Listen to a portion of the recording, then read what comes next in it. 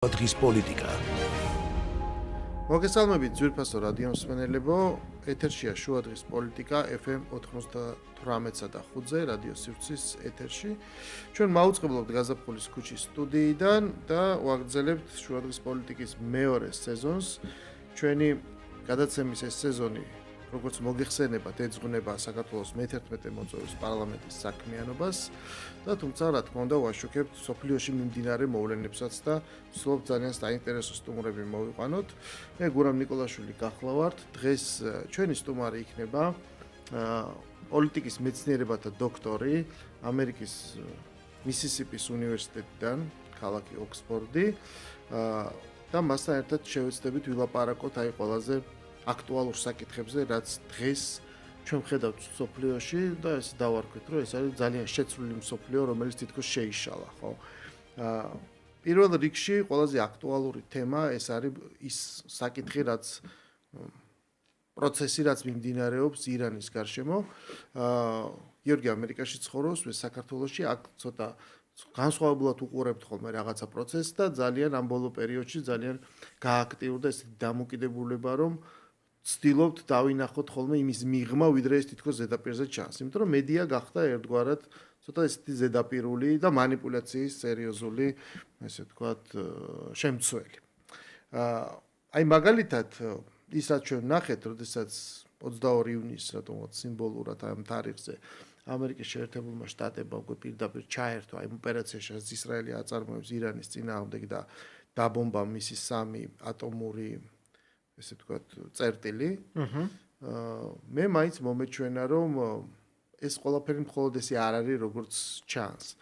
ჩემი აზრით, აი რამდენიმე ფაქტორი არის, რომელიც ასევე მედიაში გაჟონა, უბრალოდ ამას დავაკავშირეთ ერთმანეთთან, შეიძლება სხვა სურათი მივიღოთ. პირველი ეს არის რუსეთის მონაწილეობა აი ამ პროცესში, იმიტომ რომ ჩვენ ვიცით, რომ შესაძლოა შედგა სატელეფონო ზარი პრეზიდენტ ტრამპსა და პრეზიდენტ პუტინს შორის, რომელიც მოყვა რუსეთში უკრაინის მიერ საავიაციო ბაზების თუ თვითმფრინავების დაბომბვას.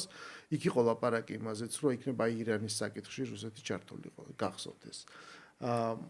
რუსეთს აქვს მართავს ირანში ატომურ სადგურებს. ბუშერის ატომური სადგური, ერთი რეაქტორი აშენებულია, ორზე მშენებლობა მიმდინარეობს და ვაშინგტონ პოსტმა გაავრცელა პირველად აი ეს ფოტოები, სადაც ჩანს, რომ დაბომბამდე 2 დღით ადრე იყო მანქანები, მოკლედ მიყენებული, რაც საჩენს, რომ შესაძლოა იქიდან ის ატომური მუხტები და ეს ესე ვთქვათ, გამდიდრებული ურანი შეიძლება გატანილიყო. ბუშერში არ ამდიდრებენ, ვერ გამდიდრებენ. ბუშერი სხვა ტიპის სადგურია, ხო, მაგრამ ოთხოში რუსის სპეციალისტები არიან და მათ რაღაცნაირად ეს აქვთ დამოკიდებულება ამ საკითხთან. და შესაძლოა იყოს, იმიტომ რომ ჯერჯერობით არ შეინიშნება არაფერი თქვა რადიაციული გაჟონვა ან ასე შემდეგ, რაც აჩენს ეჭვს იმისას, რომ მე მაგალითად მაქვს ესეთი ეჭვი, რომ ეს არის არაესკალაციის ახალი ფაზა, არამედ პირიქით ტრამპს ჭირდებოდა ერთგვარი სახის შენარჩუნება, რაღაც პასუხი უნდა გაეცა ისრაელისთვის, მაგრამ ამავე დროს უნდა რომ თან აქედან რაღაცნაირად გამოვიდეს. ეს არის უბრალოდ ჩემი შთაბეჭდილება, რაც მოსჩება და ჩვენ მეც და მსმენელსაც გვაინტერესებს, შენ როგორ უყურებ ამ მიმდინარე პროცესს. გლობალურადაც და აი ამ კონკრეტული კონფლიქტის ჭრილშიც. მოგესალმებით, მადლობა მოწვევისთვის. რაც შეეხება ეს გამოჩნდება. რეალურად იყო ერთჯერადი აქტი, თუ ეს იყო ესკალაციის ახალი ფაზის დასაწყისი და აქ ძალიან ბევრი სხვათაშორის დამოკიდებულია ირანზე, იმიტომ რომ ირანი ახლა არის, ზოგადად მძიმე მდგომარეობაში, მაგრამ იმ კუთხით უპასუხოს თუ არა ამერიკის შეერთებულ შტატებს, ირანი არის ძალიან მძიმე მდგომარეობაში, იმიტომ რომ არ პასუხი შეიძლება შიდა თვითონ რეჟიმის, რომ აი შიდა მოსახლეობასთან მიმართებაში და ასე ვთქვათ, შიდა პოზიციონირება დაარტყას და პასუხი იწვევს ამერიკასთან ახალ ესკალაციის ტალღას, რომელიც შეიძლება რეჟიმს უბრალოდ გადარჩენად, ანუ არ უნდა აწყობდეს, ხო, ირანს პირდაპირ ამერიკასთან. ამ კუთხით ირანი ძალიან რთულ სიტუაციაშია. რაც შეეხება თვითონ ამ დარტყმებს, ეს დარტყმები ამ ხრივ ბენიამინ ნათანიაჰუს ასე ვთქვათ აუხდა, არ ვიცი, 10 არა ალბათ გვინახავს 95 წლიდან ეს კაცი ამბობს, რომ ირანი ბირთვულ იარაღს ქმნის.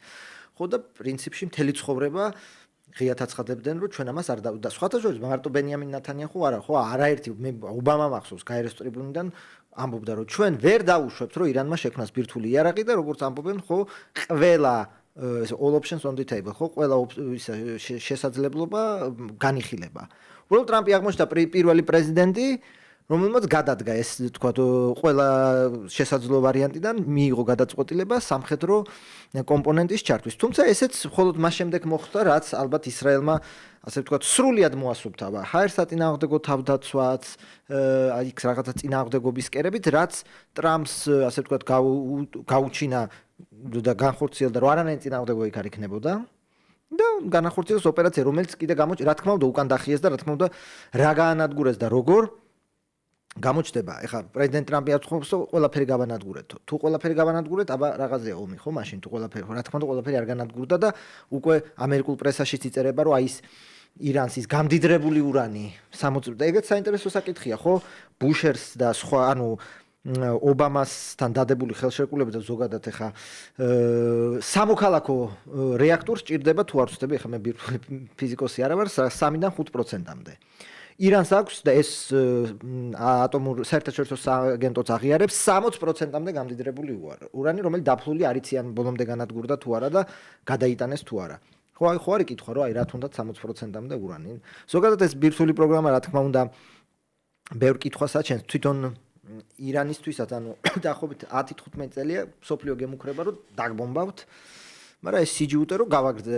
ხო, მაგრამ ნახე, პაკისტანს აქვს ატომური კი ბატონო. ინდოეთს აქვს ატომური ბომბი. უკანონოდ ისრაელსაც კი აქვს ერთი ცალი სადაც გადანახული და ჩვენ ვიცით ის დოქტრინაც მეორე მსოფლიო ომის შემდეგ შეიქმნა და ფილმებიც კი აქვს ამაზე გადაღებული, რომ ის რომ ბირთვული საფრთხე არ დადგეს, ამის საჭიროა რომ მოწინააღმდეგებს ჰქონდეთ, რომ ეს გათანასწორდეს, ხო თუ ერთს ეკნა, შეიძლება გაუჩნდეს სხვასაც. სხვა შორის არსებობს ლეგენდა, რომ საბჭოთა კავშირი, რომელმაც უფრო მეორემ შექმნა და ამერიკის მერე ეს ბირთვული ბომბი ვიღაცები დაეხმარნენ კიდევაც, ნუ ეს ლეგენდებია, იმიტომ რომ ეს გათანასწორებული იყო მარტო ამერიკას ჰქონდა, და ამ დროს არსებობდა იაპონიის პრეცედენტი, ხვალ რა ვიცი რაში გამოიყენება. ლეგენდებიც არის და იქ ხა ამერიკის მარცვლებიც. იდეური კომუნისტებს ხოთა შორის იქ არანაირი ფული იქ არ იყო, იდეური კომუნიზმი, რომ ჩვენ უნდა დავეხმაროთ საბჭოთა კავშირს. ხო, ეხა ეს იდეოლოგია მე-20 საუკუნეში ძალიან მნიშვნელოვანი რამ არის. და ამიტომ მე რაც წავიკითხე არსებობს ეგეთი ვერსიაც, რომ იცი რა არის, შეიძლება ეს იყოს ტრიგერი ირანისთვის, აი ნახე ჩვენ რა მოგვივიდა და ის კი არა რუარი უნდა ვთქვათ, არამედ ირანი, წარმოიდგინე ირანი როგორც სახელმწიფო თავისი რამდენიმე 1000-წლოვანი ისტორიით, წარსულით და თვითმყოფადობით და რაღაც განცდით, ხო? და პირიქით უნდა შევქვნათ ნებისმიერ ფასად იმისათვის, რომ ეს თავი დავიცვათ. მეორეს მხრივ, მათ გააჩნიათ ეს აბსოლუტურად ისლამისტური დამოკიდებულება თავის კონსტიტუციით, პრეამბულით და მუქარებით, რომ ვიღაცები არ უნდა არსებობდნენ, რაც იქცა მთავარ გამმამართლებელ საკითხად იმისათვის, რომ მას ზეირიში მიეტანათ. ხო, ანუ ეს ორი თემა მნიშვნელოვანი. ერთი კი, ინდოეთსაც აქვს და პაკისტანსაც, უბრალოდ ისრაელისთვის ეს გვინდა ჩვენ ეს თუ არ გვინდა, ეს არის ეგზისტენციალური საფრთხე. ირანი, იმიტომ კი არა რომ ირანი გამოიყენებს, ჯერს ერთი დაღმერთმა დაიფაროს, ალბათ არ გამოიყენებს, მაგრამ უნდა გვესმოდეს რომ ისრაელი არის საქართველოზე პატარა, ხო? დაახლოებით ქართკახეთის ხელა ისრაელი, ხა კვადრატ არ დავიწყებ თულას, მაგრამ საქართველოზე პატარაა, ხო? იქ ისიც არ არის რომ ისრაელსაც აქვს იქ მეორე დარტყმის შანსი რჩება თუ არა და მით უმეტეს იქ თელ-ავივს იქ ძალიან პატარა მონაკვეთში ძალიან ბევრი ხალხი ცხოვრობს. ანუ ეს ირანი, ისრაელი სხვადასხვა პარტიების მეთაურობით და სრული კონსენსუსია ისრაელის პოლიტიკურ სპექტრში, რომ ჩვენ ვერ დაუშვებთ რომ ირანს ჰქონდეს ბირთვული იარაღი, ხო, რაღაცა მარგინალური პარტიების გარდა სხვა პრემიერ-მინისტრიც რომ მოვიდეს და რაც შეეხება იმას გეთანხმებით, თუ რეჟიმი გადარჩა თუ და ეს არის დიდი დილემა, იმიტომ რომ კი ბატონო ნათანსაც დაბომბა, ფორდოსაც იქ არ ვიცი ხა ეკონომისტს ედორო ეს ბუნკერის კვნეტელი ბომბი ჩადის 60 მეტრამდე და ეს თვითონ ეს გამამდიდრებელი ქარხანა არის 100 მეტრის. ესეც ხო კითხვა, ანუ თუ მშვიდობიანი urani კლდეში რატო კვეთ ურანის გამამდიდრებელ ქარხანას თუ მხოლოდ მშვიდობიანი მიზნები გაქვს, მაგრამ დააზიანებენ და წლებს გადაწევენ, მაგრამ თუ რეჟიმი გადარჩა, რა თქმა უნდა, სტიმული რომ ატომური იარაღი შექმნან არის და არის მარტივი მიზეზის გამო, ხო? რაოდენად ოდიოზური და შეშლილი რეჟიმი არ იყო ჩრდილოეთ კორეაში, ჩრდილოეთ კორეას თქვენობით ელაპარაკებიან ზუსტად იმიტომ, რომ ატომური იარაღი აქვს. და მუამარ კადაფიმ, რომელიც 2003 წელს დახურა ატომური პროგრამა, ნუ შეეშინდა ეს სადამის გამო, რა ბედი ეწია მუარ კადაფის კი ვიცით და ის ლოგიკა რომ ატომურ იარაღი არის ასე ვთქვათ სადაზღვევო პოლისი რაუდენ შეშლილი რეჟიმიც არ უნდა იყოს თუ ის შეიარაღებულია ბირთვული ქობინით მას თქვენობით ელაპარაკებიან ეს ლოგიკა ჩრდილოეთ კორეა ყველაზე კარგი მაგალითია არსებობს და ბოლო წლების განმავლობაში ასას თვალყურს ვადევნებთ იმიტომ რომ ჩვენ ვხედავთ ერთგვარად მეორე მსოფლიო ომის ინსპირირებულ რიტორიკას იმიტომ რომ მეორე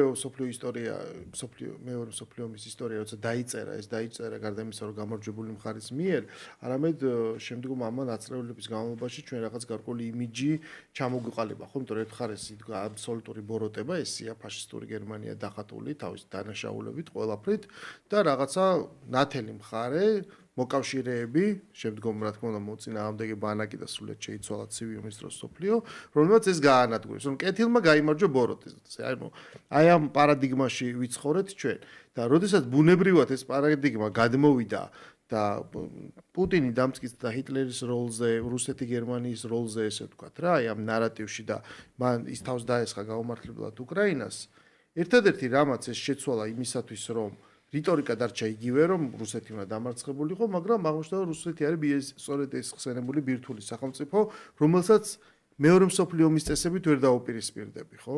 და ზღვარმა გაიარა იმაზე რომ იცი რა არის, პროგრამა მაქსიმუმ იყო რომ მაქსიმუმ შენ უკრაინა უნდა გაგეთავისუფლებინა, აი ამ მოგეგერიებინა მტერი. მაგრამ ნუ ეხლა საერთოდ სხვა სიტუაციაა. აი ყურადღების გადატანა კითხვარაში მდგომარეობს და დღეს ეხლა ფოკუსში ირანის საკითხია მოქცეული. და რაღაცნაირად ახლა შეიძლება არავის არ დაავიწყა, მაგრამ უკანა პლანზე გადაიწია რა ხდება უკრაინაში. რუსეთი აგრძელებს არა მარტო დაბომბვას, არამედ უკვე ცოტა ისე განუკითხავად დაბომბვასაც, ისე თავისუფლად ხვდება ეს რაკეტები თუ დრონები საცხოვრებელ კვარტლებს.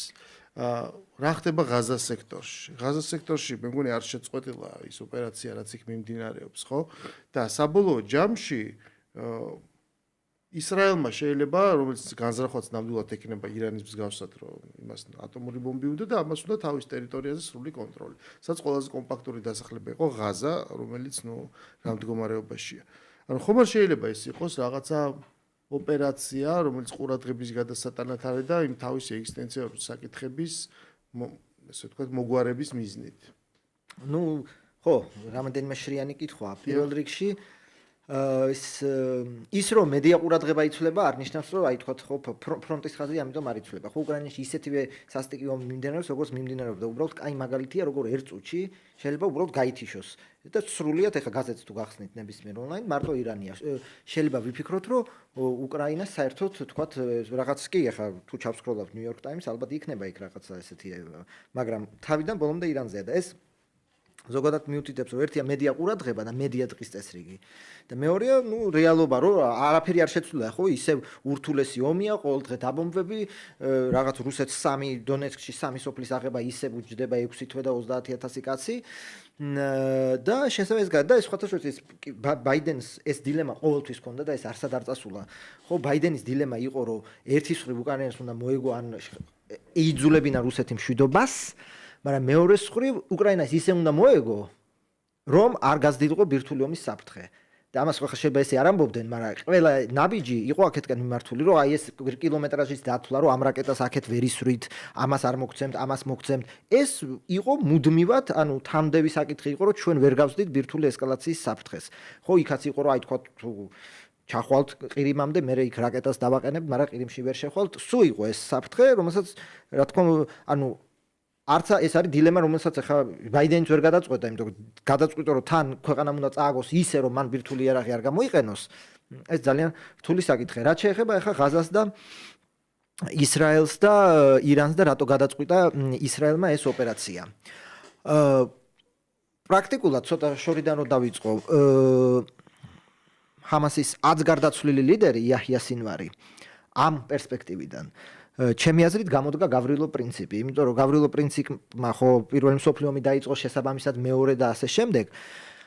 იაჰია სინვარმა დაღუპა ღაზა, თავისი თავი ღაზა, როგორც ირკვევა ხასან ნასრალა, ჰეზბოლა და უკვე ირანის ჯერი დადგა. პრაქტიკულად ეს ხა ამდენს ისიც ვერ გათვლიდა, მაგრამ 7 ოქტომბერმა ისრაელს რა თქმა უნდა სამხედრო ოპერაცია დაიწყო ღაზაში და ასევე ამ 7 ოქტომბერმა და შემდგომმა ქმედებებმა დაამტკიცეს ერთი რამე რომ აი მსოფლიო პოლიტიკაში არსებული დაშვებები, რომელიც ხანდახან ჭეშმარიტებას უტოლდება ხოლმე, რომ აი ხეზბოლას ვერ დაარტყავს ისრაელი, და 600,000 რაკეტა მოფეს. სად იყო? სად გაქრა ეს 600,000 რაკეტა? ირანს ვერ დაარტყამენ, მესამე მსოფლიო ომი დაიწყება.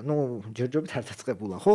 აი ეს დაშვებებიც ბენიამინ ზოგადად გააცამტვერა და ზოგადად კაი მაგალითია, რომ პოლიტიკაში ესეთი დაშვებები ზოგადად მანამდეც 95 ან მეტი პროცენტი უმადური საქმეა. სპეციალისტების იძახდა, რომ ანუ უბრალოდ რაციონალურად ვითვლიდით და არა, რუსეთი ვერ დაიწყებს ომს. ხო, არა, რუსეთი ვერ დაიწყებს ომს. მერე აქაც ხო იყო იგივე რუსეთ-უკრაინის ომში რამდენი ტალღა გვახსოვს, რომ ხან იყო რომ რაკეტები გაუთავდებათ, ხან პირიქით რომ უკრაინა ყირიმამდე ჩავა, ვერც ერთი დაშვება ვერ გამოდგა. ზოგადად ეს პროგნოზირება უბადური საქმეა და აქაც ღაზას შემდეგ ესე იგი ისრაელმა გაანადგურა. ხო, ახლა არსებობს ხეზბოლა, ახლა წინააღმდეგობას ბოლომდე ვერ ამოძირკვა, რა თქმა უნდა, ხეზბოლა ლიბანში არსებობს, მაგრამ უდასუსტებულესი ეს 600,000 რაკეტა არ ვიცი თუ არსებობდა საერთოდ, რაც არსებობდა საცავშივე ააფეთქეს და ამითი ირანს ერთი საცეცი მოკვეთეს, ხო? პრაქტიკულად ირანის ერთ-ერთი შემაკავებელი ფაქტორი იყო, ჩვენ თუ დაგვესხვებით წამოვა ცეცხლის წვიმა ლიბანიდან. ლიბანი ნეიტრალიზირდა, რა წამს ლიბანი ნეიტრალიზირდა და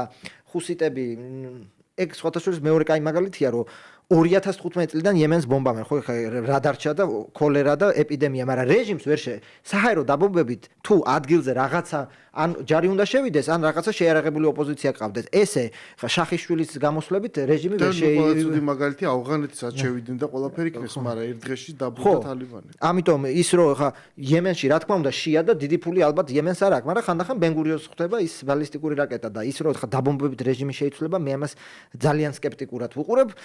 მით უმეტეს ეხლა ჯერ ერთი ესეც ის კაცმა არ იცის სოფლიოში ნებისმიერი დიქტატურა კი ძალმომრეობასაც ემყარება, მაგრამ რაღაცა შიდა ლეგიტიმაცია არის.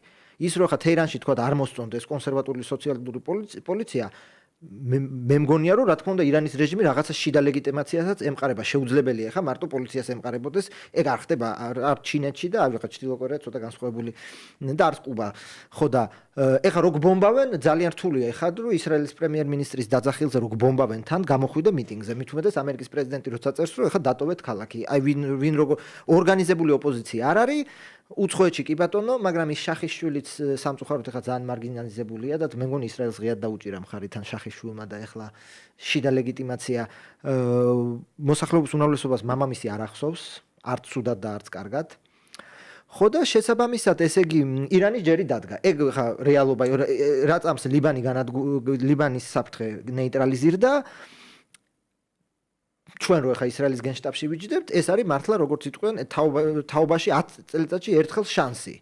და რამოდენიმე დარტყმების დროს საჰაერო თავდაცვა გაუნადგურეს და დროის ამბავი იყო. ტრამპის მოსვლის შემდეგ მით უმეტეს, რომელიც გაცილებით ბაიდენის პროისრაელი იყო, უბრალოდ ბიბისთან ნეთანიაჰუსთან გაცილებით უკეთესი ურთიერთობა აქვს, ხო და გაცილებით ესე თქვათ, იქ ბაიდენი მაინც ცდილობდა, რომ აი ის ნაკლებად დაარტყით, იქ მეტი ჰუმანიტარული დახმარება შეუშვით და ასე შემდეგ, ხო? დადგა ასე ვთქვათ ირანის ჯერი და ეს უბრალოდ დროის ამბავი იყო იმ კუთხით რომ ისრაელს ეს გადაწყვეტილი ქონდა და ასევე ის დაშვება ხო ქონდა ჩვენ ბევრს ქონდა გაზეთებშიც რომ აი ვერ დაარტყავს ამას რა მოყვება ჰორმუზის სრუტეს ჩაკეტავს ირანს ბალისტიკური რაკეტები აქვს როგორც აღმოჩნდა და როგორც ამას მაოძედუნი იძახდა ქაღალდის ვეფხვი ხო ხანდახან სახელმწიფოები არიან ქაღალდის ვეფხვი 90 მილიონიანი ქვეყანას გაუნადგურეს საჰაერო თავდაცვა და რა ვიცი ახლა მე ხა ცოტა დილეტანტურად გამოდის, მაგრამ 4 ბირთვული ობიექტი რო გაქვს დასაცავი და პრაქტიკულად ვერაფერს ვერ იცავ, ხო, ჯერჯერობით და ის ბალისტიკური რაკეტებიც კი ბატონო რაღაცები ისრაელს აღწევს,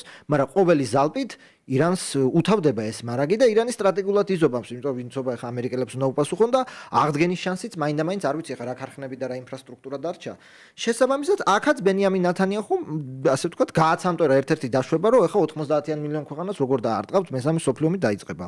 დაარტყა და ჯერჯერობით სწორედ გათვალა და არათუ სწორედ გათვალა ის რომ ამერიკელები ჩაერთვნენ ამ საკითხში. ესეც ბენიამინ ნეთანიაჰუს გამარჯვებაა, იმიტომ რომ ისრაელი ვერ აი ის ფორდოუს ქარხანას უბრალოდ ისრაელს არ აქვს არც რაკეტები და არც თვითმფრინავი რომ ის დაბომბოს. ხო, შესაბამისად ამ კუთხით ბენიამინ ნეთანიაჰუს ბრწყინვალე სტრატეგიული კომბინაცია გამოვიდა. და რასთავარი აღმოაჩნდა საუკეთესო შესაძლებელიდან პარტნიორი დონალდ ტრამპი, რომელმაც წინა კადენციისას ჯერ დიდი ხნის დაპირება რომ დედაქალაქ ისრაელში გადავიდა, იმიტომ რომ ძალიან სერიოზულია ხო ეს ებრაული ლობი ამერიკაში და იქ მუდმივად პოლიტიკოსები ამას პირდებიან და ეხლა კი ჩაერთო თქვათ იმ ოპერაციაში, რომელიც ეგზისტენციალური მნიშვნელობის აღმოჩნდა ისრაელის. მაგრამ რომ დაუბრუნდეთ ყურადღების საკითხს, იმ გაზეთებს პოლიტიკოსებიც კითხულობენ და თავის ყოველდღიურ დღესასწაულს სწორედ აი მედიის მიხედვით აგებენ, ხო თუ მედიაში ყურადღებას უსწრდება, ეს აუცილებლად აისახება პოლიტიკაზე. მით უმეტეს რომ ამას წინ უძღოდა უკვე კონკრეტული ნაბიჯები. 20,000 რაკეტა, რომელიც გადამისამართდა უკრაინიდან ისრაელში, ხო? რაღაც ხარდაჭერის კუთხით თავიდან. ეს რაღაც გვახსოვს. ანუ შენ თვლი თუ არა, რომ 2022 წლის 24 თებერვალი იყო ესეთი სერიოზული, ანუ ძალიან გლობალური მასშტაბის ცვლილება, და რომ ჯაჭვური რეაქცია სწორედ აქედან დაიწყო. როდესაც რუსეთმა დაიწყო ეს ომი, რაღაცნაირად შეიცვალა მსოფლიოში ვითარება და ყველა ქვეყანამ გადმოიღო თავისი დღის წესრიგი გააქტიურა. სწორედ მაშინ დაიბრუნა აზერბაიჯანმა ყარაბაღი. სწორედ გასაგებია რომ ეს ტერაქტს მოყვა ისრაელის ოპერაცია, მაგრამ ის ტერაქტიც კაცმა არ იცის რამდენად იყო ინსპირირებული აი ამ შეცვლილი ვითარებით, ხო? ანუ ეს გააქტიურდა მთელი ეს ფაზა იმ რაღაც საკითხების დაგროვილი პრობლემების, თითქოს ყველამ დრო იხელთა იმისათვის, რომ რაღაც შესაძლებლობის ფანჯარა გაიხსნა და მოდი ვისარგებლოთ. ეს ყველაფერი ჩვენ გვაძლევს აი ამ აბსოლუტურად შეცვლილ მსოფლიოს. უფრო გლობალურად როგორ ხედავ, რომ ვთქვათ, მესამე მსოფლიო ომი ამ ყველაფერს დაერქმევა თუ არ დაერქმევა, როდის დამთავრდება, რანაირი შეიძლება იყოს ის მსოფლიო, რაშიც ჩვენ აღმოჩნდებით. ფაქტია, რომ ეს ისეთი აღარ არის, როგორც იყო 2022 წლამდე. ალბათ არ დაერქმევა მესამე მსოფლიო ომი. ნახოთ, ხო პირველ მსოფლიო ომსაც დიდი ომი ერქვა სანამ. ხო, პირველ მსოფლიოს იმიტომ დაერქვა, რომ მეორეს დაერქვა და მეორე დაერქვა, რომ მორჩა მერე. ხო, რაც შეეხება ჯერჯერობით რაც ჩანს ეს არის აი ეს პერმანენტული ესკალაციებისა და ძალადობის სხვადასხვა კერების გაჩენა, ხო? და უკრაინა ეხლა ირანი, ხო, კავშირში ყველაზე მძიმე ვითარება არის უკრაინაში, იმიტომ რომ რუსეთი აშკარად არ აპირებს იქ სადაც ამდენი სისხლი დაღვარა ის რამენერად ხო, ეხლა ცოტა ლირიული გადახდება, ანექსიაზე. რაც თქვათ ბატონმა მედინსკიმ სტამბულში ჩაიტანა და ეს თავისივე წყაროებით გამოაქვეყნეს, არის შემდეგი, რომ ან ხო ვიომებთ, ან იმ 4 რეგიონს დაგვითმობთ. და ნუ მან ხა უკრაინის ხდა ლოგიკური პასუხი რომ თქვენ 3 და 4 წელი გჭირდებათ რომ ქალაქის ნახევარი და რაღაცა 4 სოფელია იყო და ეს არის უკრაინის ყველაზე გამაგრებული პოზიციები, ხო? დაახლოებით ასევე ისტორიულ ჩეხოსლოვაკიას როცა სუდეტები დაათმობინეს, ის მარტო ის ხო არ იყო რომ გერმანული სუდეტები იყო ყველაზე გამაგრებული ნაწილი ჩეხოსლოვაკიის საზღვარში და პრაქტიკულად მოტიტლებული დატოვეს და იგივე ახლა უკრაინამ რატომღაც რომ ევაკუაცია მოახდინოს იქ დონეცკის აგლომერაციის და ასე შემდეგ, პრაქტიკულად იქით ესეთი პოზიციები არ აქვს და ადამიანი ითხოვს რომ რასაც მე 3 წელი ომით 100,000-ობით რუსი ჯარისკაცის ფასად ვერ მივახცე, დატოვეთ, ან ვიომებთ. ხო და ეს რა მოთხოვნა ახლა ეს არის კაპიტულაცია. და ამაზე მიიღო ცინიკური პასუხი. იცით, ჩვენ შვედეთს 21 წელი ვეომეთ. ხო, და ჩვენ გავაგრძელებთ. ვიომებთ. ხო და შესაბამისად ესეც ხო გამოჩნდა, ხო? იყო ლაპარაკი, რომ არიქა ახლა ბაიდენი და ენტონი ბლინკენი მაინდა-მაინც მშვიდობაზე არ მუშაობენ და ეს კაცი უფრო მშვიდობას დაამყარეს. კი ბატონო, რიტორიკულად ნამდვილად შეიცვალა და კი ბატონო, ამ კაცის წყალობით დაჭდნენ სტამბულში რუსეთი და უკრაინა 3 წლის შემდეგ. თუმცა რეალური და იმიტომ რომ ეს ურთულესი ომია და მართლა იმ ტვიტერის სტატუსებით ვერ დამთავრდება, ხო? რაზეც შენ თახვდნენ, იყო ცხედრების გაცვლა და რაღაცა ჰუმანიტარული დერეფნები. ცეცხლის შეწყვეტაზეც კი ვერ თანხმდებიან. იმიტომ რომ ის კაცი ცეცხლს არ წყვეტს, უკრაინა უკვე თანახმაა ცეცხლის შეწყვეტაზე დეკლარირებულად, მაგრამ პუტინი არ წყვეტს, მაგრამ რამდენი წლის წინ ისიც გვახსოვს, ხო, იყო ლაპარაკი, რომ ვერ შევწყვეტ რუსეთთან ცეცხლს, იმიტომ რომ რუსეთი მერე გადაიარაღდება. ეს არგუმენტი, ნუ ახლა ტრამპის მერე ცოტა მოიხსნა, მაგრამ რეალურად ცეცხლი არ წყვდება და და მიუხედავად ამ დეკლარაციული განცხადებებისა და რასაც არ ვიცი პუტინი ტრამპს უყვება, ის ცეცხლის შეწყვეტა უნდა, ოღონდ უნდა აი იმ პირობებით, რაც მედინსკიმ წარადგინა და ამ პირობებს უკრაინის ვერცერთი პრეზიდენტი ვერ მიიღო. გარდა იმისა, რომ ჩვენ ძალიან დიდხანს ვიომებთ ეს უთხეს, მაგრამ სხვა რამ რომ გადაწყვეტილების მიღების დროში ხართ შეზღუდული რა. თუ თქვენ ეხლა ვერ გვაგცეთ პასუხს. შემდეგ რაუნდზე ეს გაიზრდება ჩვენი მოთხოვნა რა და ესე მუდამ, ხო? ანუ არის ესეთი ერთგვარი რაღაცა პოკერივით მიდგომა, ეს ფსონი მუდმივად იზრდება.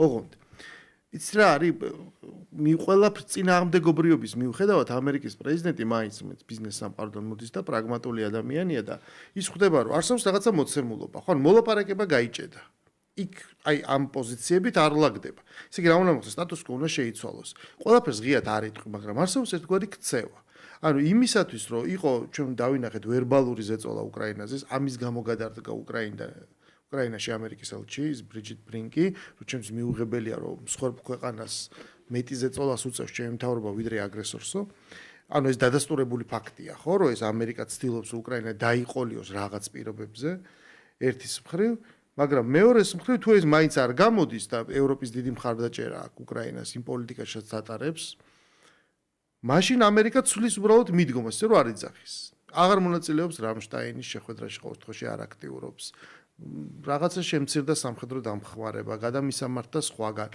ეს ხო აისახება ჩვენ შეიძლება ჩვენიერ დღეს რაც დიდი საფრთხეც არსებობს ვიხილოთ ფრონტის ჩამოშლა ეხლა კი ძალიან დიდი მსხვერპლი უჯდება იმიტომ რომ გამაგრებულ რაიონს ესხმის თქვა რუსეთი თავს მაგრამ ერთი თუ მაგალითად საქართველოს მაგალითია კარგი სოხუმის დაცემამ გამოიწვია მთელი აფხაზეთის დაკარგვა სოხუმიდან საზღვრამდე ანუ ენგურამდე არის 100 კილომეტრი ლამეს ხო ხდება მაგრამ ეს მე ერთიანად დაიკარგა ეს ყველაფერი ხო ანუ აღარაფერი აღარ დარჩა ხო აკითხვა რამდენად შეამცირებს ამერიკა უკრაინის დახმარებას თუ შეამცირებს შეიძლება ოდნავ შემცირდა მაგრამ ჯერ თვისებრივი შემცირება ჯერ არ გვინახავს ხო ესეც საინტერესოა ბევრი ელოდა ტრამპისგან თვისებრივ შემცირებას თუმცა ეს ტესტი გამოჩნდება მალე იმიტომ რომ ბაიდენის დახმარების პაკეტი ილევა ეხლა მე ზუსტი თარიღი არ ვიცი მაგრამ ის პაკეტი გამოილევა და დადგება ახალი კონგრესის წინაშე მოცემულობა რომ მათ უნდა ან მიიღონ, ან არ მიიღონ, არ ვიცი ხა როგორ გაწყვეტება უკრაინის სამხედრო დახმარების რაღაცა პაკეტი მაინც უნდა მიიღონ.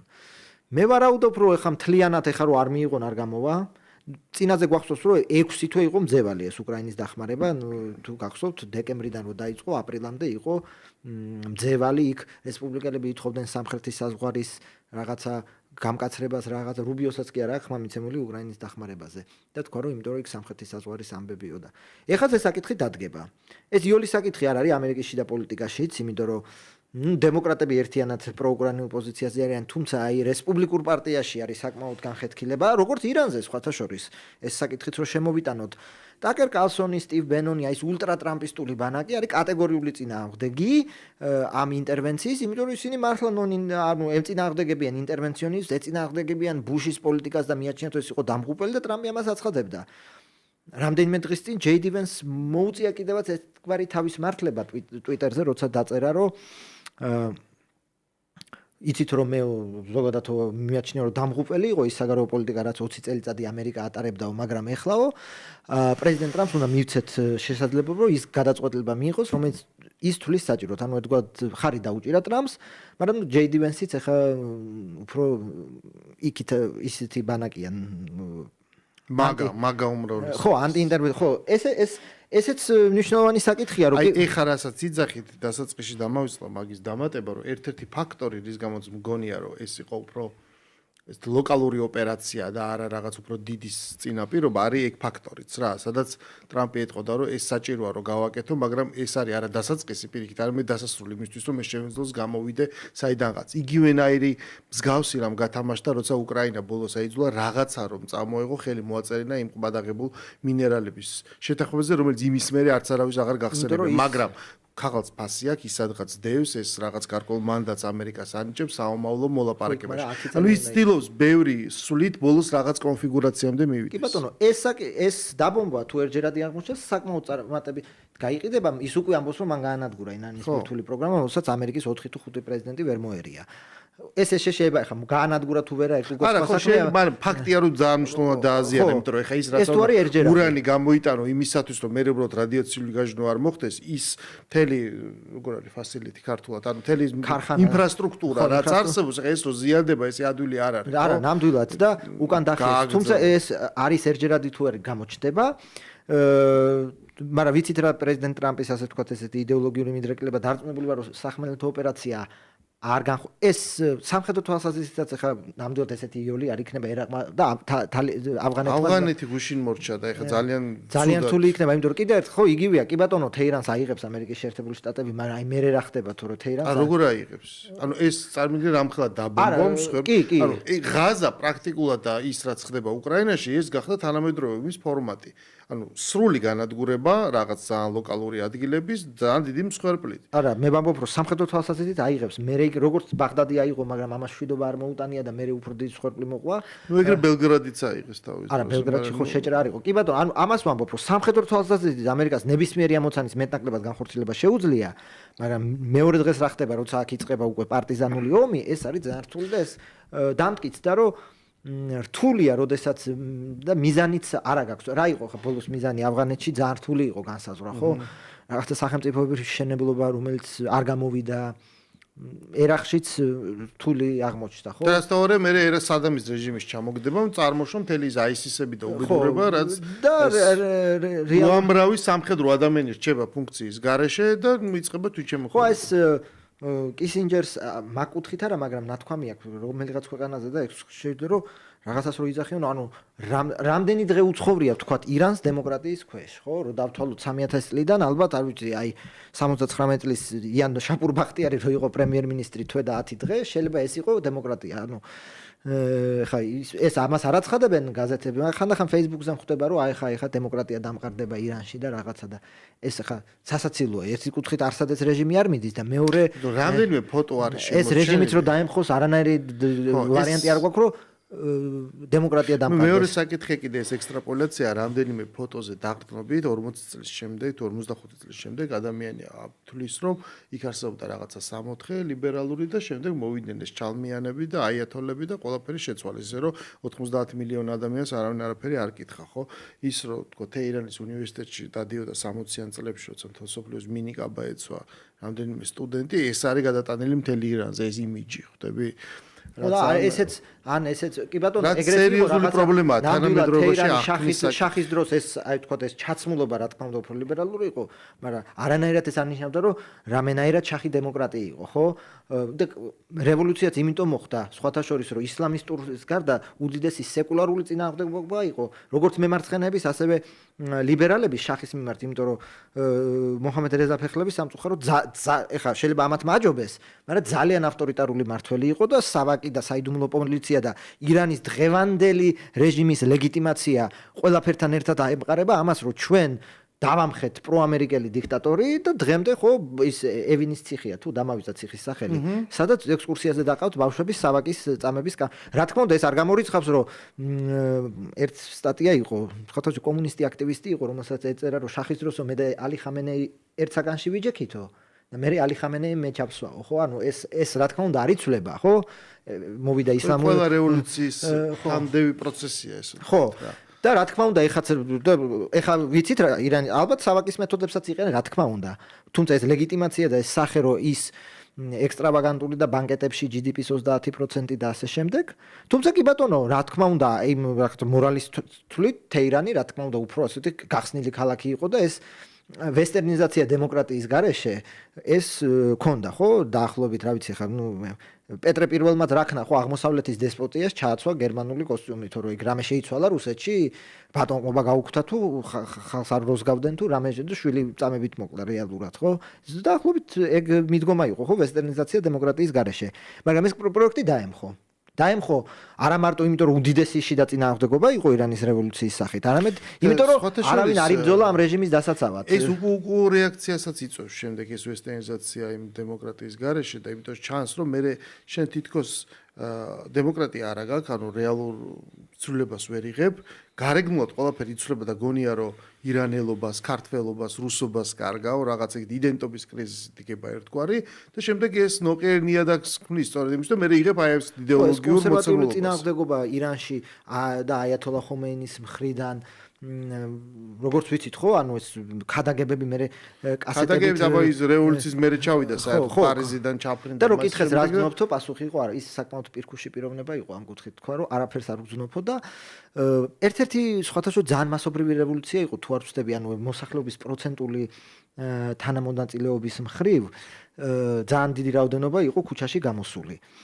და ეხლა ირანის რევოლუცია შორს წაგვიყვანს, რეალურად აქ რეჟიმიც გამოლპა. რეალურად ხო როგორც ბაშარ ასადიც დამტკიცდა, რომ 10 წელი იბრძოლეს, მაგრამ შეერი ჯარისკაცები რო ყავს იქ რუსეთის ვერ მე მithumetes როცა რჩება იდეოლოგიის გარეშე და ხვდები რომ უბრალოდ მართველი არის თავარი ღირებულება და როცა არსებობს თქვა რაღაც იდეოლოგია, ეხლა რაც ირანზე თქვი, იგივე იყო სოციალისტური რევოლუცია რუსეთში, ხო ესეა, იმიტომ რომ ბოლომდე იყო царიზმი, რამხელა უბედურება იყო царიზმი და იმის დამხობა და შემდეგ ჩანაცვლება აი რაღაც თანასწორობით და იდეებით, რაც არის ლაპარაკი. მაგრამ ჩვენ რაც დავგვჭა დრო დაახლოებით 10 წუთი, ჩვენ ლოკალურ კონტექსტს რო დაუბრუნდეთ, აი ეს ცვლილებები სოფლიოში შენი აზრით რა გავლენას ახდენს საქართველოზე და რა შეიძლება შეიცვალოს ჩვენთან გარკვეულად, ეხლა რაც მიმდინარეობს ჩვენთან, ეს არის იდეოლოგიური ჭიდილის კუთხით. თითქოს ოპონირება ქვეყანაში ხდება, სადაც ორი სხვადასხვა პლანეტიდან. ორი აბსოლუტურად დამოუკიდებელი მსოფლმხედველობა არსებობს. საერთო საფუძველი თითქოს გამოცლილი აქვს ყველაფერს და კამათი მიდის და უბრალოდ ვეღარც მიდის ეს, იმიტომ რომ შეუძლებელი ხდება ადამიანთან რაღაცაზე ლაპარაკი. ხო, თუ კითხვა ჩვენ როგორ უნდა მოვიქცეთ ასეთ მდგომარეობაში, თქვათ და რა ეშველება იმ საზოგადოებრივ წინააღმდეგობას, რაც ქვეყანაში არსებობს. არაფერი ეს მხოლოდ გამწვავდება. ეგ ეხლა სხვა თემაა, მაგრამ გამწვავდება, იმიტომ რომ რა ქმედებებიც იდგმება და რაც თქვათ რა ნაბიჯებიც იდგმება, ზოგადად მაშინ შიდა პოლიტიკაზე მოგვიწევს გადასვლა, ეხლა ზოგადად ის მდგომარეობა რაც გვაქვს და ეს ესკალაცია არც არ წავა, პირიქით უფრო გართულდება, იმიტომ რომ მე ვერ ხედავ თქვათ საქართველოს მთავრობის მხრიდან რამე სურვილს, რომ რამე კომპრომისი განხორციელდეს. საგარეო პოლიტიკას რო დაუბრუნდეთ, რა უნდა ვქნათ? ჩემი აზრით აქ უფრო ცხადია რა უნდა ვქნათ და მიუხედავად იმისა ვინ როგორ თulis რეალურად ის სტრუქტურული მოცემულობა ხო არსად არ მიდის ნებისმიერი საქართველოს ხელისუფლება იგივე სტრუქტურული გამოწვევის წინაშე იქნება რაც და იგივე მენაკლებად იგივე გადაწყვეტილებას ამომს თუ ავიღებთ ირანთან მიმართებაში ჩვენ უნდა დავიჭიროთ ალბათ ესეთი შუა და ჭყალებში გამოვხატოთ შეშფოთება. ხო, ეხა ჩვენ, რა თქმა უნდა, ჩვენ არა ვართ არაბული სამყარო, სომხეთმაც კი თქვა დაგმო ირანზე თქვა ეს თავდასხმა. ჩვენ ისრაელთან ძალიან კარგი ურთიერთობები გვაქვს. ამავდროულად საქართველოსთან ირანის საზღვრამდე რამდენია? 400 თუ 500 კილომეტრი, ხო? ეგ მეორეა კიდე რომ ჩვენ ხანდახან რუკას არ ვუყურებთ. ჩვენ გონია რომ ირანი რა არის 500 კილომეტრი ბათუმია, ხო? და შესაბამისად ჩვენ უნდა დავიჭიროთ ეს მოზომილი პოზიცია, რომ ჯერსედი არც არავინ გთხოვს, ახლა ჩვენ პლანეტას ვერ გავუსწრებთ და ახლა რა ვიცი, სხვა ქვეყნებისგან გავსხვევით, რომლებიც რაღაცებს გთხოვდნენ. ახლა ამ კონკრეტულ იმაში, რა ქვია, კონტექსტში მოთხოვნებს ვერ ხედავ. არა, ხო ის მოთხოვნაც ხო ახლა ის სხვა ცალკეთება, ვირას რა გთხოვდა და ვინ რა როგორ გაიგო, მაგრამ ამ შემთხვევაში ხო არც არის, ახლა ისრაელსაც ჩვენ სულ არ უნდა ისრაელს ახლა შენი სოლიდარობა არ ჭირდება, ახლა ვერბალური სოლიდარობა, ვინ საჭიროა ისრაელს ეხმარება რაკეტები და შესაბამისად ის პოზიცია რომ ჩვენ რა თქმა უნდა არც არაფერს გვმოვთ, უბრალოდ გავხატოთ შესწორებას, მე მგონი არის ის რაც ახლა საქართველოს შეუძლია და რაც რეგიონალურ კონტექსტიდანაც ესე გამომდინარეობს დაახლოებით, ხო ახლა აზერბაიჯანსაც დაახლოებით ახლა ზუსტად არ ვიცი რა დაწერა აზერბაიჯანის საგარეო საქმეებში, მაგრამ ალბათ ეს იქნებოდა. სომხეთმაც ცოტა უფრო ისეთი ნაბიჯი გადადგა, იმიტომ სომხეთს ბევრად არის ჭიდროდ არის ირანთან დაკავშირებული და ესეც გასაგებია. ჩვენ არა ვართ ახლა თურქეთი 80 ალბათ უკვე 80 გადააჭერა. ირანი ძალიან დიდ როლს ასრულებს სომხეთში იმ კუთხით, რომ უსაფრთხოების კუთხითაც, იმიტომ რომ აი ეს აზერბაიჯანსა და თურქეთს შორის და ისიც უნდა ითქვას, რომ ირანი აღიარებს საქართველოს ტერიტორიულ მთლიანობას და ეხლა ხო, მე მგონი ეს საკითხია, საერთოდ Facebook, სადავოც არა, ვინმე ამბობს, ხო, ჩვენ რამე სხვა პოზიცია უნდა გვეკავოს, ან რამე უფრო, რა ვიცი, უფრო, ესე მე მგონი არც არავინ არ წერა რაც ვახსენე, რომ თუ რამ ისევ შიდა პოლიტიკას თუ დაუბრუნდეთ, უკრაინის კონფლიქტის მოდელის გადმოტანა ხდება აი ამ კონფლიქტზე და ბევრი ადამიანი იწყებს იმის მიუხედავად იმისა, რომ ხელისუფლება ესე დუმს რა გაგებით რომ არანაირად აქტიური არ არის, არა, აი თითქოს ჩნდება ეს დამოკიდებულება, რომ უნდა დააფიქსირო, მაგრამ აი თუ არ აფიქსირებს რაღაცა წველი სურვილია ოპოზიციური, რომ საქართველოს ხელისუფლება სრულად პროირანულ პოზიციასთან გაიგებს. გავიხსენოთ ჯო ვილსონის ყმადაღებული ტვიტები, სადაც როგორც კი ტრამპმა ის და რუსეთის ის თქვა დიალოგი შედგა, იმ წუთში ჩვენ გავხდით საქართველოს ხელისუფლება გახდა პროირანული და პროჩინური, როგორც კომპრომატი, აი ვილსონიანულ სამყაროში, ხო ხვდები? ეს სერიოზული დამოკიდებულებაა და ამ ესე თქვა ნარატივებს მე მიყვება ეს ოპოზიცია და ოპოზიციაზე იმიტომ ლაპარაკობ, რომელიც ესეთი უკვე ჭრელი წარმონაქმნია, რომ აქ გადის ის საზოგადოებრივი წინააღმდეგობა. ამიტომ მინდა რომ მე ამ საზოგადოებრივი წინააღმდეგობის ფრონტის ხაზს დაუბრუნდე, შენ კი ამბობ, რომ ეს გამწვავდება. მაგრამ მე მგონია რომ აი ეს არჩევნები, რომელიც ოქტომბერში იქნება, პირიქით ამ ვითარებას განმუხტავს. იქნება გარკვეული კულმინაცია და შემდეგ ეს იქნება ამის განმუხტვა. იმიტომ რომ ის პროცესი, რაც დაიწყო წინა საპარლამენტო არჩევნებიდან, რომელმაც ეს პრაქტიკულად გაყვანო, დამარცხებულმა მხარემ დამარცხება ვერ მიიღო და გადავიდა წინააღმდეგობაზე. უბრალოდ ჟანრის კანონია, წინააღმდეგობა სჭირდება რესურსი. თუ რესურსი გამოილია, მაშინ ეს წინააღმდეგობა დამარცხდება. ხო, როგორ გესახებათ განმუხტვის დადგომა, თქვათ ეს ყველასთვის ცნობილი კანონების შეცვლის გარეშე და ასევე ხალხი ციხეში ასე შემდეგ და ასე შემდეგ. ანუ უბრალოდ არჩევნების მორიგი არჩევნების მოგებით აი ეს პროცესი სიმწავის პროცესი ხო, ეს არ ამგონია სიმწავის პროცესი სადმე წავიდეს. ქვეყანაში შეიქმნება, ამიტომ რომ ეხა სერიოზული დისკუსიაა ხო ოპოზიციაში, რომ ვინ იღებს მონაწილეობას არჩევნებში, ვინ არა. პრაქტიკულად გამოკვეთილია ნაწილი, რომელიც აპირებს რომ მონაწილეობა მიიღოს. ანუ ჩვენ ქვეყანაში მივიღებთ სისტემურ ოპოზიციას, რომელიც იქნება ოპოზიციაში, მაგრამ რაღაც დიდ სურათში ის ჩაეწერება, ანუ ის აღიარებს არსებობს სახელმწიფო, იქ ტარდება არჩევნები, მოსწონს, არ მოსწონს, გააჩნია რაღაცა ნაწილი და ამის ნაწილი გახდება და ჩვენ ეს ქართულ უახლესობის ისტორიაში გვაქვს ეს გამოცდილება, როდესაც მაგალითად როდესაც იმ სისტემურ ოპოზიციასაც აკრძალვით ემუქრებიან, ამიტომ მუქარა ყველაფერი გასაგები, ეგ ანუ მე გეთანხმები რომ თუ ეს რიტორიკა ამგვარად გაგრძელდა, ეგ რისკი არსებობს. ხო, ანუ მაგრამ ამავე დროს არსებობს შანსი იმისათვის, რომ თუ კი ჩვენ მივიღეთ ქვეყანაში სისტემური ოპოზიცია, რომელიც ეწერება აი ამ სისტემაში, მაშინ აღარ არის ესე ვთქვათ, საჭიროება რომ ყველა გაგუდო, გააქრო. ხო, ნუ მანდ არის საფრთხე სისტემო, ანუ საფრთხეა რომ ვთქვათ კპრფიზაცია თუ დაიწყო და ანუ რუსეთშიც ხო არის ვთქვათ ესე ოპოზიცია, მაგრამ ის რეალურ მაგრამ ზოგადად როგორც ვთქვით, პროგნოზირება უმადური საქმეა, შეიძლება სხვანაირად წარიმართოს. მე მაგალითად ვემხრობი თეორიას, რომ თუ რომ არ შექმნილიყო სრულად ხელოვნური კრიზისი 2024 წლის 26 ოქტომბრის არჩევნების შედეგად, არანაირი შემდგომ განვითარებული მოვლენები, არც 28 ნოემბერი, არაფერი არ იქნება. მე ვარ ეხა ამას ვერავინ და ისტორიას არ უყვას თურმეობითი, ხო? და 28 ნოემბერი იქნებოდა თუ არა რო არა. მე ვარ ამ თეორიის 26 ოქტომბერის არავინ არ იცის, მაგრამ რა თქმა უნდა, ზუსტად ვერავინ ვერ იტყვის. ალბათ, ხო, ხა მე ესე მგონია პარლამენტში შესულიყო, ალბათ რაღაცა ტრაექტორია სხვანაირი იქნებოდა. მე პირადად სუბიექტური ვარ, ვერ მექნება პრეტენზია ობიექტურ ჭეშმარიტებაზე, მაგრამ ჩემი შთაბეჭდილება და ხედვა ესეთი, ამ თეორიიდან გამომდინარე მგონია იგივე, რომ შესაბამისად აი ამ კრიზისის შემდეგ ეს რაღაც არჩევნები ამას რაღაცნაირად განმუხტავს და გაასწორებს, იმიტომ რომ შეუძლებელია მუდამ ესე გაგრძელდეს. იმიტომ რომ მუდამ ესე გაგრძელება რაღაცას ანუ მაშინ ყოველ დღე ახალ-ახალი ინსტრუმენტი გახდება საჭირო იმისათვის რომ რაღაც პროცესი დაიჭირო, ხო? თითოეული რაღაც აკრძალო, მე ვიღაც ადამიანს თუ გადაწყვიტა რომ ბოლომდე რადიკალური იყოს, უბიძგებს სხვა შეაძლებლობის პოვნისკენ, ხო ესეა. მაგრამ ანუ შენ ფიქრობ რომ უბრალოდ ეს ყველაფერი კიდევ უფრო მეტად გამწვავდება. არა, ყველაფერს რა პირობასაც ეხა წინა პირობასაც ეხლა ხედავ. ზოგადად სამწუხაროდ რა ვითარებაც ამ წუთას არის, ჩვენ ხედავთ რომ ეს საქართველოს ხელისუფლებას გადაწყვეტილი აქვს რომ ეს ასე ვთქვათ, როგორ თქვა, ასე ვთქვათ, ჩააქროს ეს კერა, თუმცა მეთოდები რომელსაც ირჩევს შეიძლება ეს ხო ის არის ზოგადად ხო ფიზიკით რაც უფრო მოუჭერ, მე შეიძლება დუღილები. ამიტომ ორი მეთოდია, ნახე რა სახე, ერთი არის ჩაქრობა, გაქრობა, ბოლომდე დათრგურვა, სადღაც წიაღში ჩატანა, მეორე არის ამისთვის რაღაც არხის მიცემა, ანუ იძულება რომ მოაქციო ეს რაღაც კონსტრუქციულ კალაპოტში. ხო, მაგრამ თუ ახლა მართლა Facebook პოსტების გამო ხალხი სასამართლოში დაიბარეს და ასე შემდეგ და ასე შემდეგ, ხო, შეიძლება ვიღაცამ არ დაწეროს Facebook-ზე, მაგრამ ნუ ეგ უკვე საიტკენ რა ვითარება იქნება ქართულ პოლიტიკურ და სოციალურ სივრცეში ამ კუთხით, არ იქნება კაი ვითარება და ამ კუთხითაც და ზოგადადაც ხო არის ლაპარაკი რომ ამერიკასთან გვერდა ურთიერთობების გადატვირთვა. მე მგონი აი შიდა პოლიტიკური გადატვირთვა გჭირდება, მე მგონი, იმიტომ ჩვენ 2030 წელს თქვა რომ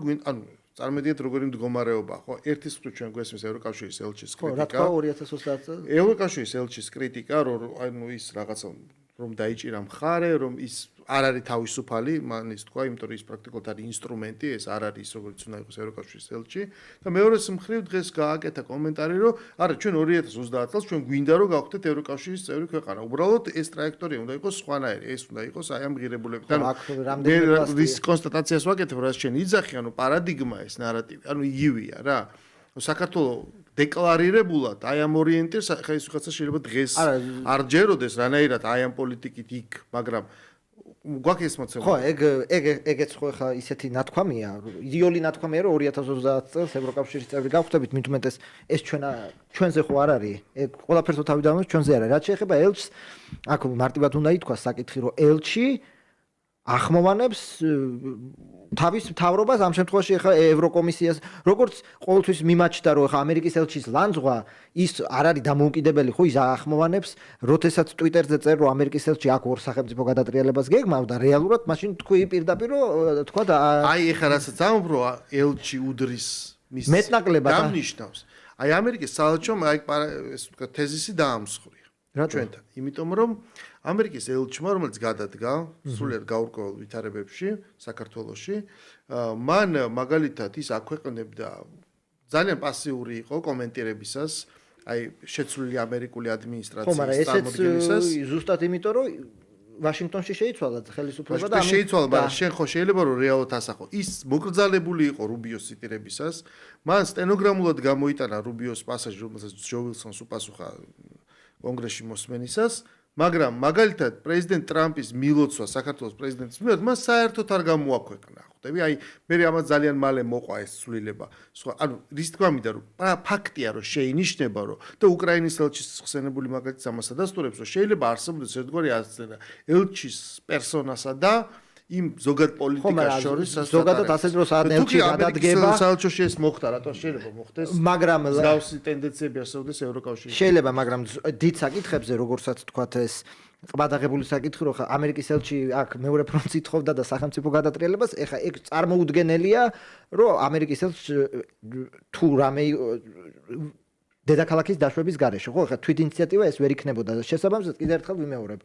ამერიკის ელჩის ლანძღვა რო აქ მეორე ფრონტს ითხოვდა მაშინ უნდა როცა ამბობ ას ბეც უნდა თქვა მაშინ გამოდიდა თქვი რომ ბეს მიხდება ხალხი ხო ან ბეს მიხდება ხალხი ან ის ითქვას რომ რა თქმა უნდა ხა ბაიდენი აქ მეორე ფრონტს არ მოითხოვდა იმიტომ რომ რეალურად დიდი ალბათობით და დამტკიცებული რომ პირველი ფრონტიც არ უნდოდა ხო მაგრამ რა კი დაიწყო მე რა უნდა ქნა ფაქტია რომ ნუ ყოველ შემთხვევაში სხვა ფორმები ჩანს რომ წმინდა სამხედრო თვალსაზრისით უკრაინისთვის ეს არ იქნებოდა ურიგო აქ მეორე სამხედრო თვალსაზრისით აქ მეორე ფრონტის სამი ანუ მე არა ვარ მე მოიწოს სხვა რაღაც ანუ კურსკი ჩათვალე რომ იყო მეორე ფრონტი რეალურად კურსკის ოპერაცია როცა შეიჭრა უკრაინა რუსეთის ტერიტორიაზე. კი ბატონო, მაგრამ ნუ კარგი, აი ეგ შორს წაგვიყვანს, მაგრამ ისედაც საკმაოდ სამი დღე და რა ვიცი, რუსეთ-თურქეთის საზღვრის აღდგენა რანაირად შედიოდა ეხა ამერიკის ინტერესში, ეგ შორს წაგვიყვანს ეგ. კი ბატონო, ამაზე სხვა დროს ვილაპარაკოთ, დაველოდოთ მოვლენებს როგორ გამეთარდება. დიდი მადლობა სტუმრობისთვის, ამ საინტერესო დისკუსიისთვის და იმედია რომ შემდგომ კიდე გვექნება საშუალება გავაგრძელოთ ეს შეხვედრა. ჩვენ კი გემშვიდობებით დღევანდელი ეთერი დასრულებულია, ეთერში დავბრუნდებით 5 ჩაბათს.